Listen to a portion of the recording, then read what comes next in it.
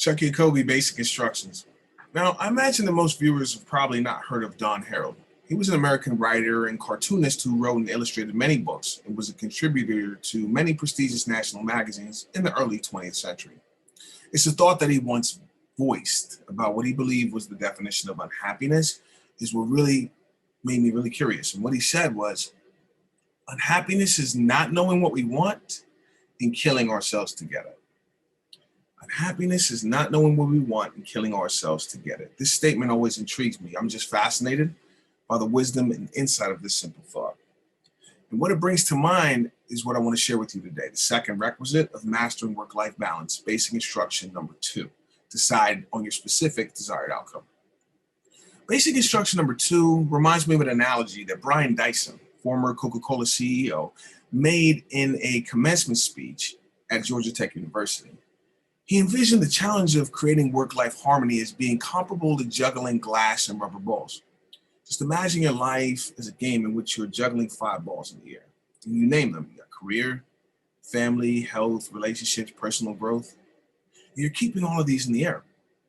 With the ups and downs that accompany the business management career experience, soon we understand that work is a rubber ball. If you drop it, it'll bounce back.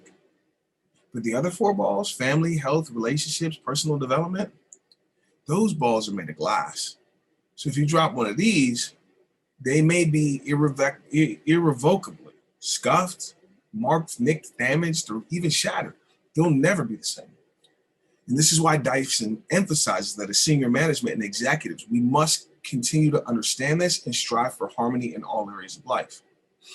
In order to do that, as Don Harold has pointed out, it's important to know exactly what we want. That way we can better budget our time, energy, and resources to make sure that they're directed toward our specific desired result. And we're not killing ourselves to get something that doesn't enhance the most important aspects of life to us as individuals. And following this basic instruction, I imagine it'll be easy for you, because I'm sure you'd agree, as leaders in the corporate world, we're already accustomed to setting goals, right? For your company, I imagine that you have targets, budgets, strategic plans that are quantified in order to focus the efforts of all staff on the same team goals and against which to monitor and compare progress. Now, measurable financial benchmarks are always extremely important to direct the company's growth. Nobody would argue that. The question we have to ask ourselves is, what are my benchmarks for the other areas of life that are important to me? Have I approached setting those goals for myself with the same focus and intention that I do for my career? Now, let me ask you, thinking back, how many times have you actually been successful in achieving your number at work, and you realize that that feeling of triumph that you envision seems to elude you right now? In these moments, I always ask myself, do I feel like something's missing from this goal? I mean, I hit the number and I'm happy about that, but why don't I feel like a winner? I mean, who knows? Could it be because my physical health is still not where the doctor said it needs to be, so that energy and motivation that I used to have all the time seems to keep decreasing by the day? Or maybe I'm feeling guilty about all the time I missed with my family to hit this work goal.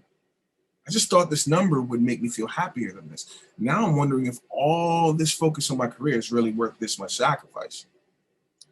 When we're applying basic instruction number 2, we want to open our minds to a new way of thinking about goals.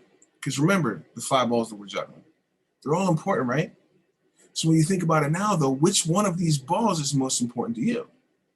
Which area of life do you personally most value? Because being in touch with our deepest values in life and business make budgeting our limited time a much, much easier task. Prioritizing the areas of life that fulfill your highest values. Creating the balance to keep juggling effectively. It makes it all feel really easy. Basic instruction number 2 rewards you with that peace of mind to be able to recognize the value of being in the moment, both at work and at home. So I'm sure you're wondering now, am I killing myself in my career, still not fulfilling my deepest values in life overall? I mean, even with my financial success, why do I still feel unhappy? We got to examine how we're handling these 5 balls to make sure whether the ball is glass or rubber, we got under control. Basic instruction number 2, deciding a specific desired outcome, is deeper than just dollars and cents. We must decide as an individual what exactly life balance means to us at a deeper level. In this future that we're creating now, ask yourself, what positive emotions are you feeling when you think of that vision now? Maybe imagining the happiness you see on your kids' faces because they love their time with dad. Or maybe feeling that excitement as you tighten your belt buckle further than you have in years, having finally lost that weight. Or maybe actually being able to quiet your mind and shut it off at home, regularly and comfortably falling and staying asleep through the night without my mind racing with anxiety about the numbers. Basic instruction number 2, we gotta be more specific about what we value in our life deep down. Thanks for checking out the video. If you can relate to what I'm saying, comment below and let's start a conversation.